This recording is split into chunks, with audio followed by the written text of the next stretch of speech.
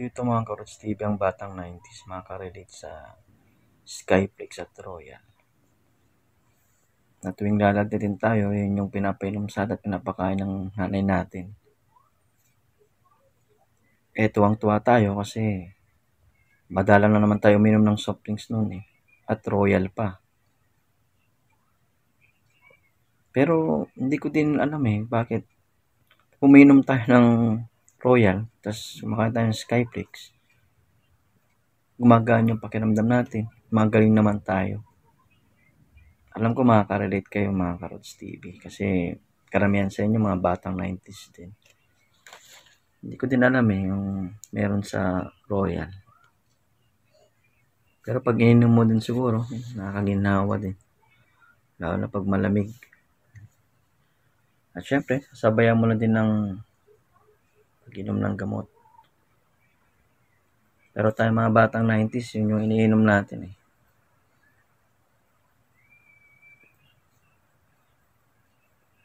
Lalo na pag masama yung pakiramdam natin. Dati mura lang yun, yung Royal. Kano lang yun, pati yung Skyflex. Ngayon yata, hindi ko alam, mahal na yata ngayon. Tsaka marami na rin ibang nausong soft drinks kasi ngayon. At nakasanayan na natin na bibigyan tayo pag masama yung pakiramdam natin, yun. Royal at Skyflex. Ngayon ang Skyflex, pang kuna natin pang tawid gutom. Ayan. Diba, pag di ka nakapag-almusal, yan, pwede mong kainin yung Skyflex.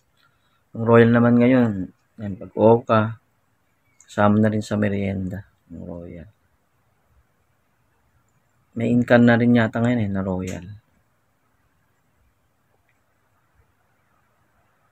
Ayun, masarap lang din balikan yung mga dating ginagawa natin, tayo mga batang 90s. Na dati, simple lang. Yan. Pero panalo, no, yung Royal.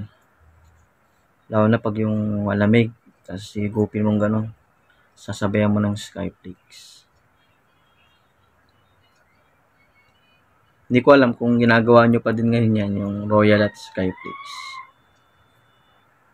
Kasi madalang na lang din marami na rin kasing gamot na pwede mo inumin para mawala yung lagnat mo. Pero tayo nun, ayun, okay na tayo dun Parang may magic ka nga yung Royal at Skyflex. Gumaganda naman yung pakiramdam natin sa tuwing inom tayo nun. Ayun. Isa sa masarap din na inumin. Hanggang ngayon, yung Royal, masarap pa din na inumin.